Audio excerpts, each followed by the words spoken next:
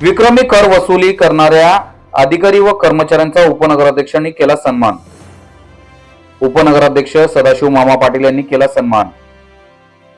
अंबरनाथ नगरपालिकेच्या घरपट्टी विभागाने शहरातील मालमत्ता करधारकांकडून 99.54 पैकी 82.60 कोटी रुपये वसूल करण्यात आले आहे। नगरपालिकेने पुन्हा एकदा सलग चौथ्यांदा वसुलीचे उद्दिष्ट पूर्ण करून शहराच्या विकास कामांसाठी निधी उपलब्ध करून दिला आहे। विक्रमी कर वसुली करणाऱ्या अधिकारी व कर्मचाऱ्यांचा अंबरनाथ नगरपालिकेचे उपनगराध्यक्ष सदाशिव मामा पाटील, नगरसेवक सचिन पाटील व नगरसेविका पूनम शेलार यांनी सन्मान करत त्यांचे अभिनंदन केले। घरपट्टी विभागातील कर अधिकारी नरेंद्र संके, प्रतीक्षा सावंत, कर निरीक्षक प्रशांत राणे, नवनीत देवरे यांनी संपूर्ण शहरामधील विविध ठिकाणी वसुली कॅम्प, घरोघरी जाऊन वसुली टीम तसेच जप्तीपूर्व नोटीस तसेच जप्तीचे अधिपत्र बजावून वर्ष अखेर वसुलीचे उद्दिष्ट पूर्ण केले आहे। त्यामुळे नगरपालिकेच्या तिजोरीत भरघोस वाढ झालेली आहे। कर विभागातील सर्व कर्मचारी व महिला कर्मचारी यांच्या सहकार्याने ही वसुली झालेली आहे।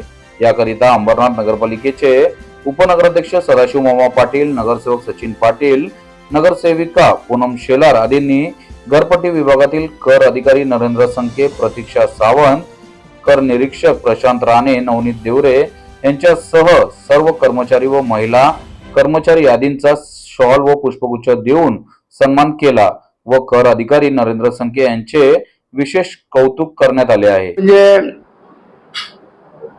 सर्वात जास्त कर वसुली 113 कोटी मधून 82 कोटी 60 लाख रुपये कर वसुली झालेली आहे।